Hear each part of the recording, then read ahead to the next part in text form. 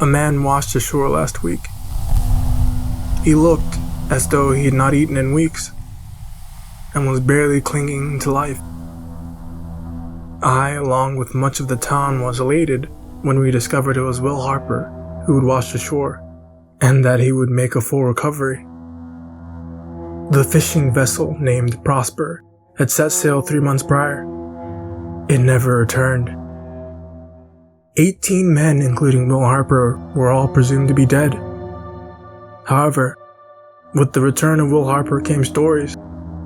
Stories of how they had found an island lush with jungle, with friendly natives and enormous wealth. He told stories of how the crew of the Prosper had found a paradise and wished not to leave.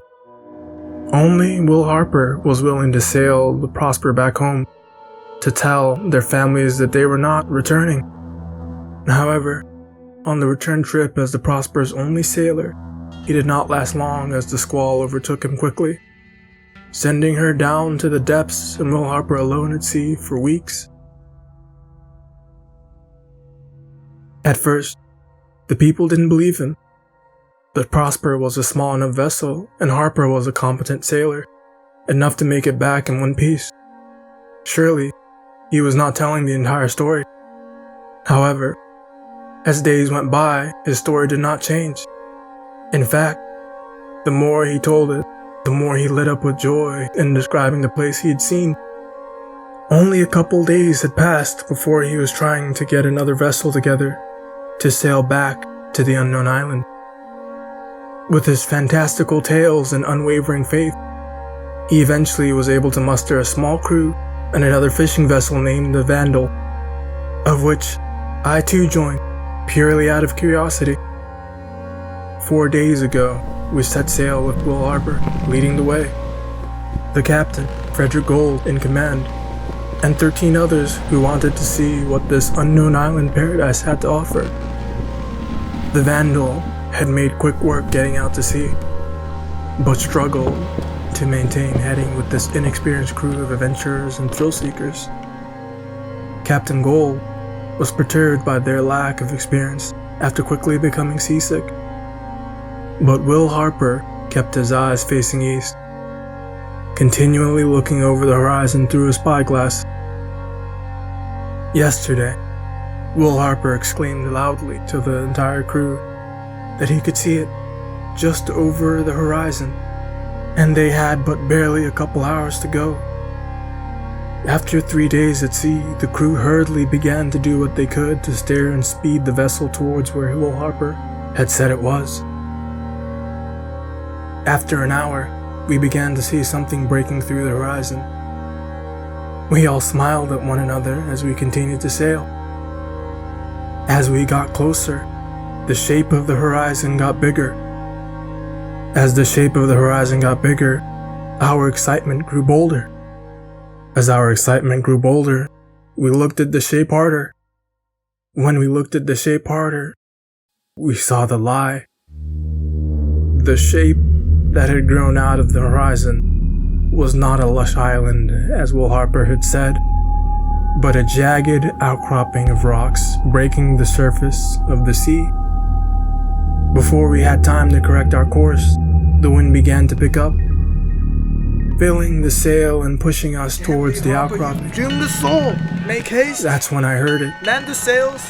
Over the cursing at Will Harper, over the commands being yelled by Captain Gold, over the gusts of wind, I heard it.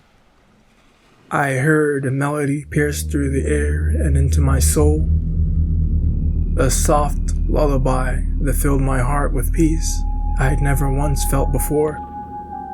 All at once, every sound faded away. I know not if it was due to being filled with the melody, or if it was because the others began to feel it too. As the Vandal approached the outcropping, I saw them. Maidens swimming in the sea along the rocks.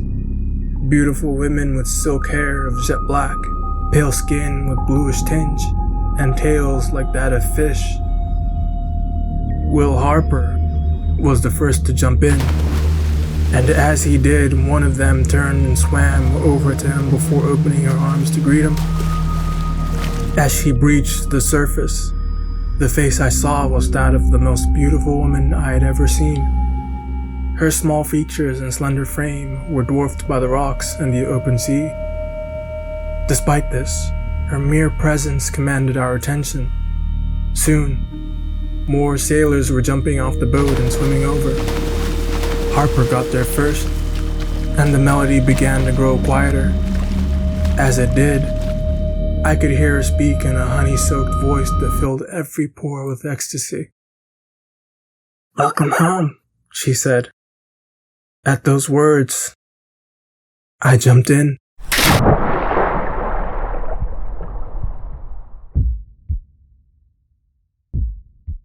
As I jumped off the bow, I could see more of the women circling the other sailors, their melodies joining that of the first, filling the air with a cacophony of song.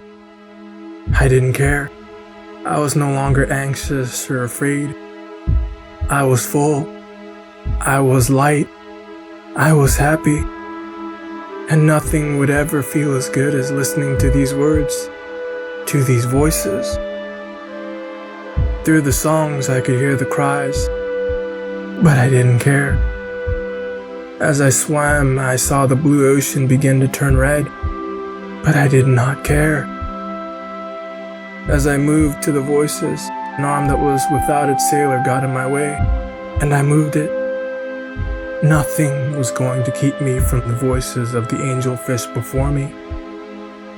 I found myself almost at the outcropping when she swam to me. I am still unsure if it was the first one I had seen, or if it was one of the others, but I no longer cared. Her hands grabbed my arms and pinned them to my sides, and for the first time I looked into their eyes. Their eyes were completely black, empty, and soulless. The melody intensified as her mouth smiled. Her pale blue lips pulled back, revealing numerous rows of sharp bloodied teeth.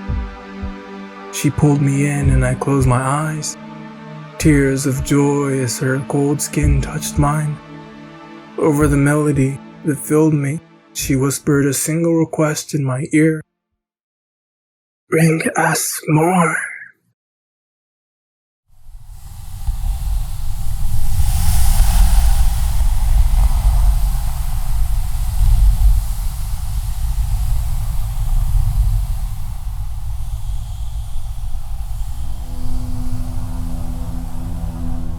Today, I woke up on the shore.